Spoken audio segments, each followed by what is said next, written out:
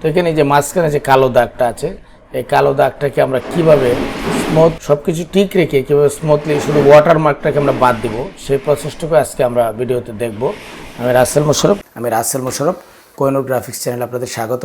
কাজে যাওয়ার আগে ছোট্ট একটি অনুরোধ, যদি আপনি আমার চ্যানেলে এখনও নতুন হয়ে থাকেন তো প্লিজ একটু কষ্ট করে নিচ থেকে আমাদের চ্যানেলটি সাবস্ক্রাইব করে নিন অ্যান্ড পাশে থাকা বেল আইকনটি অন করে দিন। তো চলুন শুরু করা যাক।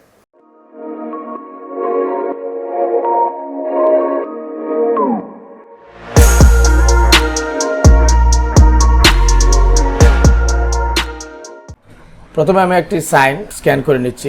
তো স্ক্যান করার পর দেখেন এখানে কিন্তু একটু ডার্ক কালো রয়েছে, এবং এই যে এই ময়লাটা আপনি কিভাবে দূর করবেন, এটা দূর করার জন্য সহজ একটি মাধ্যম হলো ইমেজ মেনুতে যাওয়ার পর অ্যাডজাস্টমেন্টে যাওয়ার পর দেখেন লেখা রয়েছে লেভেল। তো এটাই আমরা শর্টকাটে Ctrl+L দিয়ে আমরা এই কমান্ডটিকে আনার পর Ctrl+Alt+M দিয়ে আপনি চাইবেন এটাকে যে কালারটি আছে কালারটিকে আপনি সাদা করার জন্য। অনেক ক্ষেত্রে বেশি লেখা থাকে, সেক্ষেত্রে ক্লিয়ারভাবে হয় না। তো আপনারা যেটা করবেন, আপনি Ctrl+L অথবা ইমেজ মেনুতে গিয়ে অ্যাডজাস্টমেন্ট, তারপর ওই যে লেভেলস, এই লেভেলসটাকে আমরা ঠিক করে নেব। তো আপনি চাইবেন এভাবে ঠিক করার জন্য, এভাবে ঠিক করলেও দেখেন ওই যে কালো অংশটা কিন্তু যেখানে ঝামেলাটা কিন্তু রয়ে গেছে। তো এই ঝামেলাটা যাতে না থাকে সেজন্য আপনারা যেটা করতে পারেন, এখানে 3টি টুলস রয়েছে, 3টার কাজ হচ্ছে 3 রকম। তো আপনি এইটাতে ক্লিক করবেন, ক্লিক করে জাস্ট এখানে একটি ক্লিক করবেন। ক্লিক করলে দেখেন ওই যে ময়লা যে অংশটা আছে সেটা একদম চলে গেছে। তারপর আবার Ctrl+L দিয়ে এটাকে আমরা আর একটু কাস্টমাইজ করে নেব।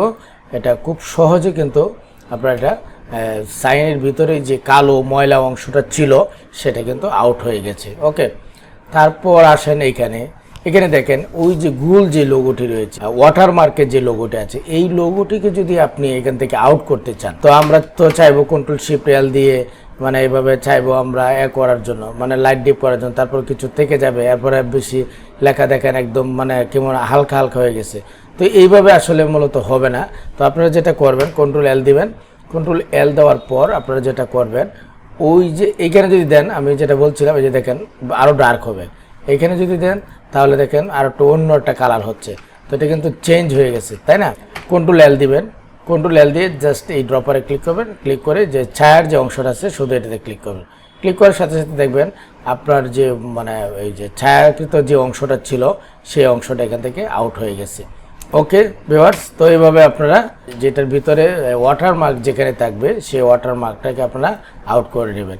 তো দ্রুপ এটা তো একই সিস্টেম। Ctrl+L দিবেন, L দেওয়ার পর ওই ড্রপারে ক্লিক করবেন। ওই যে দেখেন খুব সহজে কিন্তু হয়ে গেল। তো আসলে আমরা না জানা সত্যি কিন্তু অনেক কাজ আমরা অনেক কঠিনভাবে করি, কিন্তু আসলে এটার সঠিক যে ব্যবহারটা সেটা আমরা জানি না।